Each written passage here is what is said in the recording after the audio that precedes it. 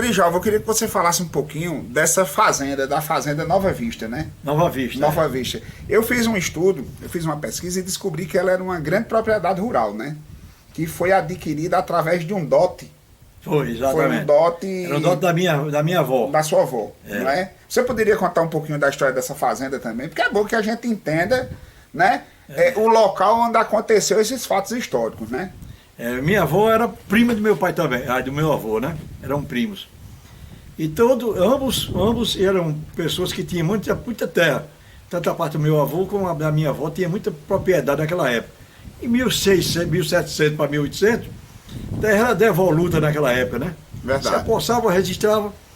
E eu tenho um parente chamado Inácio Maracajá, que foi um dos primeiros na Fazenda Arara, onde iniciou toda a nossa família.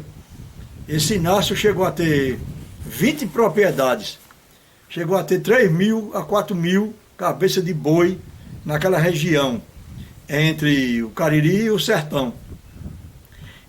Para isso nós temos um primo chamado Marcos Maracajá, um dos homens mais inteligentes que eu já vi hoje, que é uma cabeça impressionante.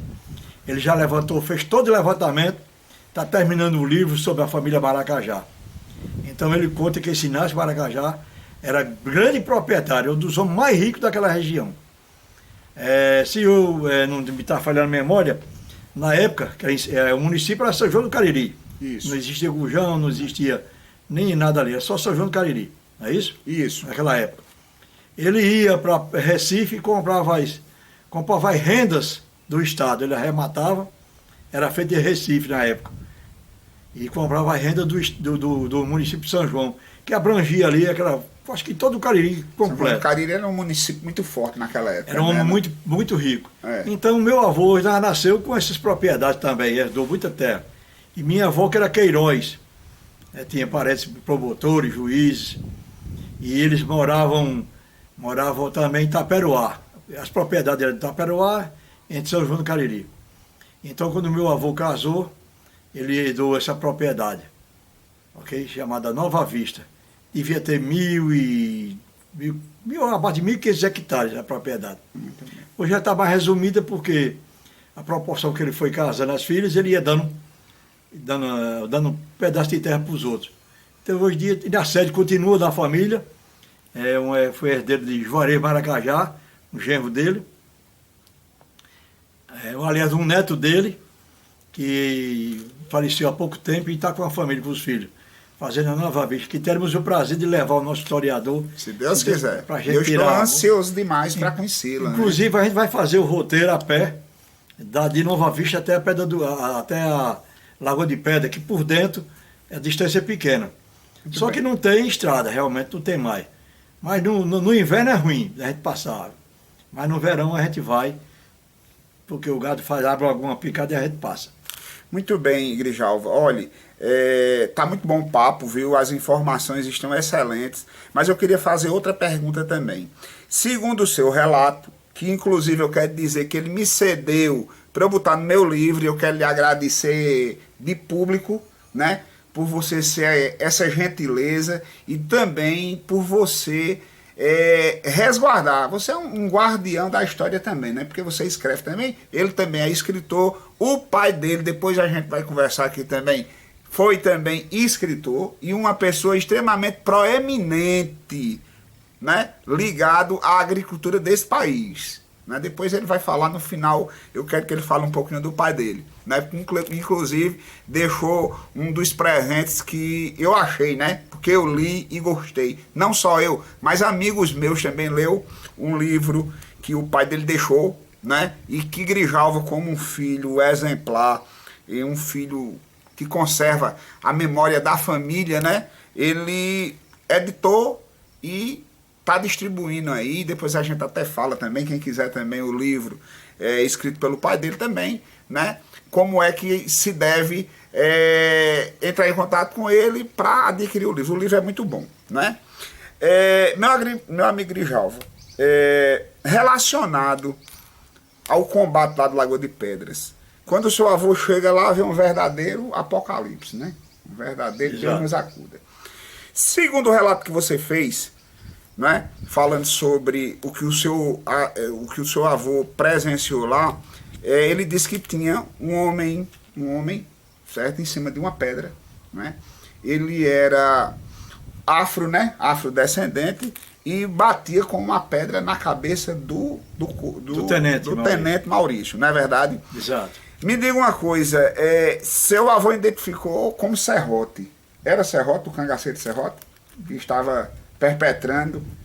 Eita, mas eu não estou me lembrando bem, porque eu faz tempo que eu escrevi esse assunto, Né? mas eu não me lembro, realmente não me lembro. Né? Mas tem lá uma alusãozinha que você faz a serrote, no caso, né? Tá entendendo?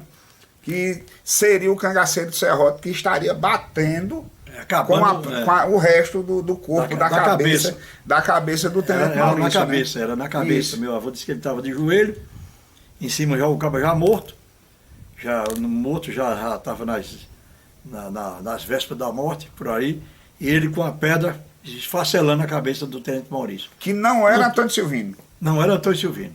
Pois é, porque não era. Quando a gente relata, quando a gente lê esses relatos de Lagoa de Pedra, por outros autores, eles botam a culpa em cima de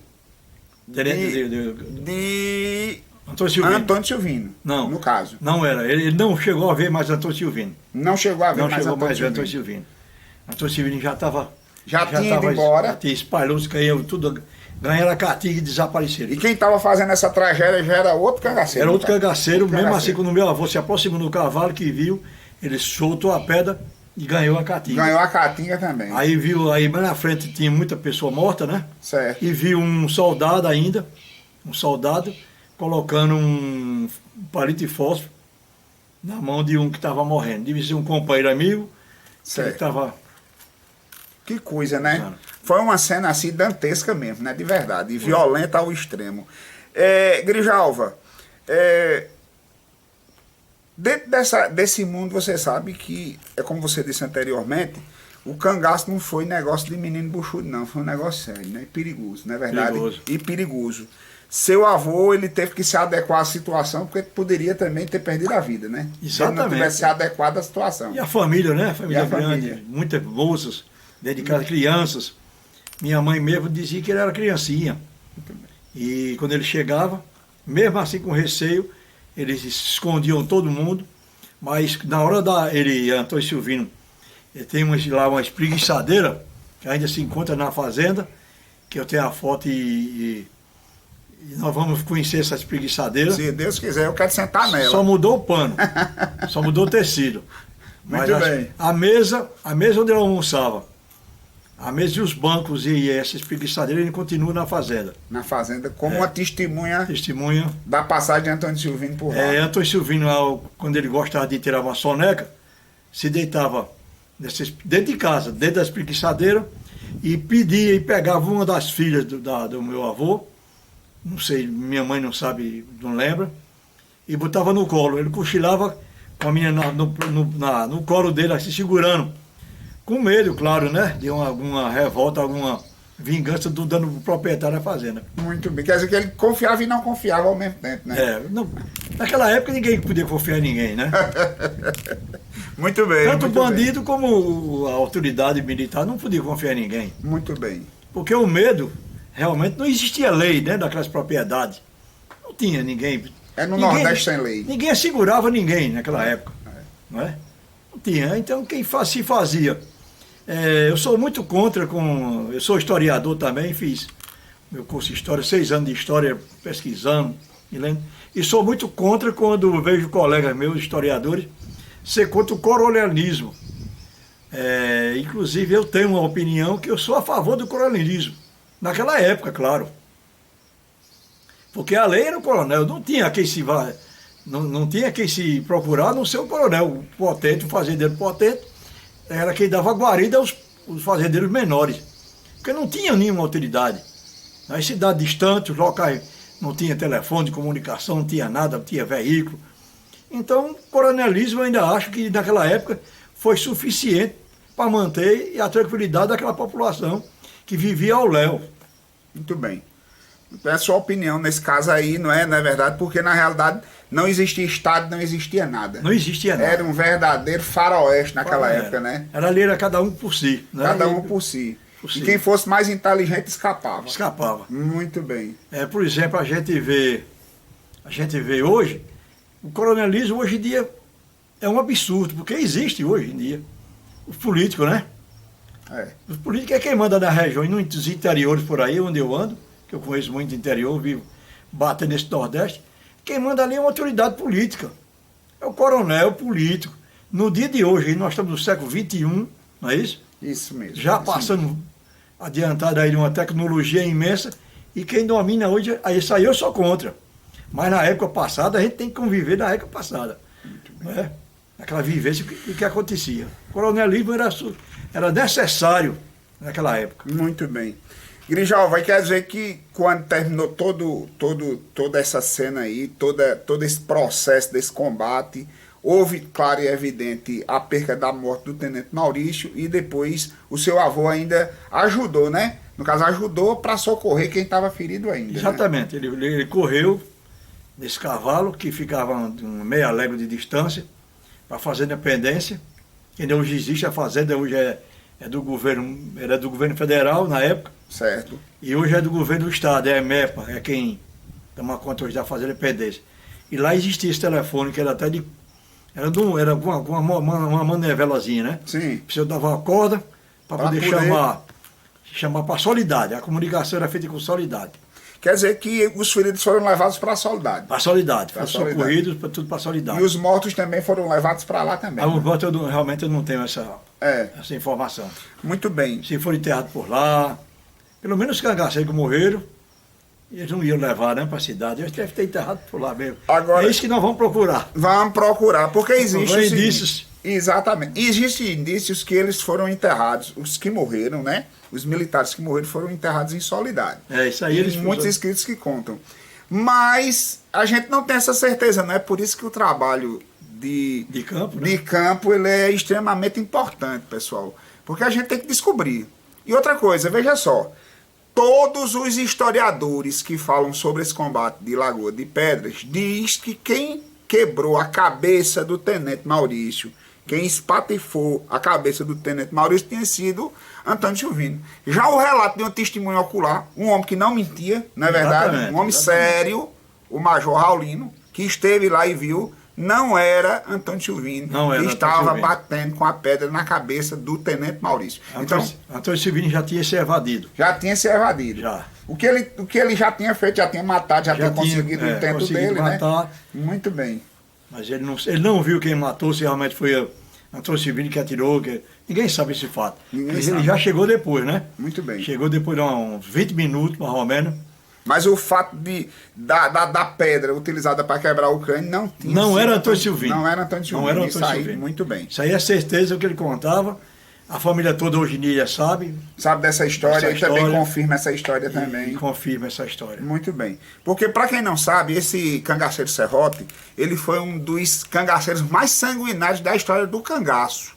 Né? Ele era um camarada muito perigoso e extremamente violento, certo? Inclusive, esse cangaceiro Serrote é aquele que morreu, né? Morreu nas mãos de uma prostituta ali na Rua dos Paus Grandes, aqui em Campina Grande, certo? Então ele era um camarada perverso que não tinha pena de nada. E ele tinha o costume de sangrar, né? Entendeu? Sangrar os volantes que eram atingidos e que ficavam no campo. Então, pelo fato narrado pelo avô de Grijalva, nós temos que tirar isso da cabeça que Antônio Silvino tinha quebrado e usado daquela violência, que é até uma coisa até que não é da característica, né, dentro das histórias de Antônio Silvino, dele agir com essa violência extrema. Né? Inclusive a gente tem um relato de José do Rego, né? Certo. Que já fala que Tenente Maurício, lá no Brejo, no caso era Pilar, daquela região, né? Onde acontecia esse fato. Já Tenente Maurício vivia perseguindo muito o Antônio Silvino. Já era uma coisa assim... Era uma coisa determinante, ele queria acabar com o Antônio Silvino. Então, claro que os ódios, né, tem dos dois lados. Dos dois lados. Então, esse pessoal devia ter alguma raiva grande imensa dele, que achou que só encerraria a vida dele se quebrasse a cabeça. Na cabeça A dele. cabeça e dando pedra. É. Mas o fato é que quem estava com a pedra esmagando a cabeça do Tenente Maurício Não era Antônio Silvino. Não era Antônio Silvino. Não era Antônio Silvino. Não Isso era aí. Antônio Silvino. Não Muito era Antônio bem. Silvino. Meu amigo Grijalvo, eu quero lhe agradecer pela entrevista, certo? Quero lhe agradecer e quero dizer a você que a gente vai fazer outra entrevista lá na Lagoa de Pedras. Se Deus Tá quiser. certo? No meio da Caatinga, tá certo? No meio da Caatinga e no meio da história, né? No meio daquele ambiente onde aconteceu toda essa tragédia. Porque isso foi uma tragédia, na realidade, né? A gente tem que encarar não pelo lado de uma partida de A ou B, né? Nós sabemos que o cangaço foi uma coisa nociva para o Nordeste, não foi? Demais. O cangaço foi uma Não coisa existe nociva. cangaço bom, não. É verdade. Existe personalidade dentro do cangaço que se destacava, né? É. E destacava, porque se a gente tem muito bem, todo mundo sabe que na parte de Lampião, né? Lampião não tinha ninguém que alma, era tudo alma cebosa mesmo. Era alma cebosa, eles tinham prazer de matar.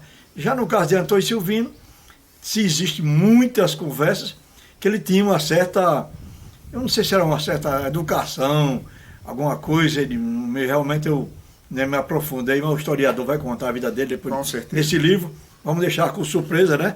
Se Para Deus quando terminar quiser. o livro, para vocês comprarem o livro também, né? Com certeza, com certeza. Ele vai contar a vida pessoal dele. Mas eu acho que pelos que eu tenho ouvido, quando ele passou, ele deixava uma certa, um certo traço de civilidade. Como se fosse uma pessoa culta, que tivesse algum coração maior do que os outros cangaceiros. Mas realmente ele ainda fez, muitas presepadas, claro. Verdade. Que a vida de cangaceiro é fazer o mal mesmo. É. Não foi para fazer coisa boa, não. Não era pra fazer coisa Não era boa. para fazer coisa boa, não. Realmente, e quando a gente se aprofunda na história de Antônio Silvino, a gente vê que Antônio Silvino ele tem dois lados. O lado do cangaceiro violento e também esse lado altruísta, né? Mas talvez esse lado altruísta também era uma forma que ele tinha de agregar a simpatia do povo. Exatamente. Né? Não é verdade? Exatamente. Ele Para que tinha- as pessoas ficassem do lado dele, né? Ele tinha essa técnica que já Lampião não tinha, né? Lampião Ele era... metia o pau pra cima e cobria tudo no cabo, não concordou com ele, ele não tinha esse negócio. Já Antônio Botava Silvino usava pra essa torar. técnica aí de agradar, né? De tratar bem para poder na volta. É como dizia Zé, na volta ninguém se perde, né? Ninguém se Dizia perde, Zé. é verdade. Então ele sabia fazer isso aí. Muito bem. Então, meu amigo Grijalvo, muito obrigado. Disponha, Foi velho. uma entrevista extremamente proveitosa. E vamos aguardar a nossa ida lá para a Lagoa de Pedras, né? Se Deus quiser. Aí lá eu pretendo fazer uma entrevista, eu pretendo pedir a você lá para que você mostre os locais onde aconteceu todo esse ato brutal. Porque foi um ato brutal, foi muito violento, né? E vamos nos caminhos, se Deus quiser, de Antônio Silvino, contando a história desse cangaceiro, que na realidade foi o primeiro cangaceiro da história, o primeiro grande cangaceiro da história do Brasil, e que nunca se considerou abaixo de Lampião. Ele sempre chamava Lampião de príncipe, né? Se tem um príncipe, tem o rei era ele, né? Na concepção de Antônio Silvino, não é verdade? Então, fiquem com Deus e um abraço. Vamos aguardar o livro, né? Se Deus quiser.